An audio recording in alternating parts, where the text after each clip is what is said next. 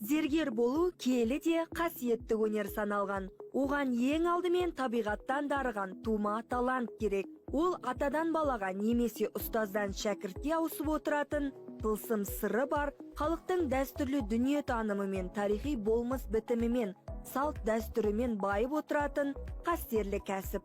Зергер Ержан Елубаевтың әкесі оның бала кезінен қабілетін байқап, сурет салу мектебіне оқуға берген. Зергерлік негізі қызықтырады көп затқа. О жерде химияда, математикада, физикада түрлі сала бар. Әрқайсы инемен құдық қазандай ғой.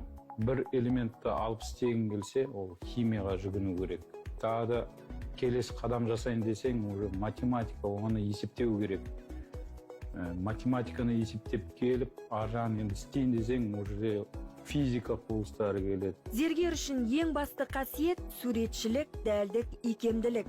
Шеберлердің жұмысы эскизді құрастыру, металл элементтерін жөндеу, құю және өңдеу, ою өрнектер мен жазу, бағалы тастарды өңдеу, тастарды қоятын бөлікті әзірлеу, эмальді немесе басқа да заттармен әшекейді көмкеру, сақина, алқа, білезік өлшемін келтіруден тұрады. Ата-бабаларымыздың бізге қалдырған мұрасы қалып қоймасын деп, соны қазіргі заманауи сай технологияларға енгізіп, сондай бұйым жасаған.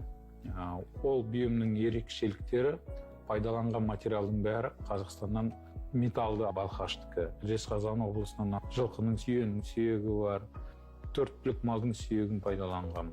Зергердің басты мақсаты ата-бабаларымыздан қалған ұлттық өнерді әлемге паш ету. Осылайша кейіпкеріміздің қолынан шыққан туындылар Италия елінің көрмесіне қойылды. Атаулардың бірі самұрық, екінші жұмысының жобаның аты көш деген, үшіншісі маяна. Әрқайсының мағынасы мәні терек.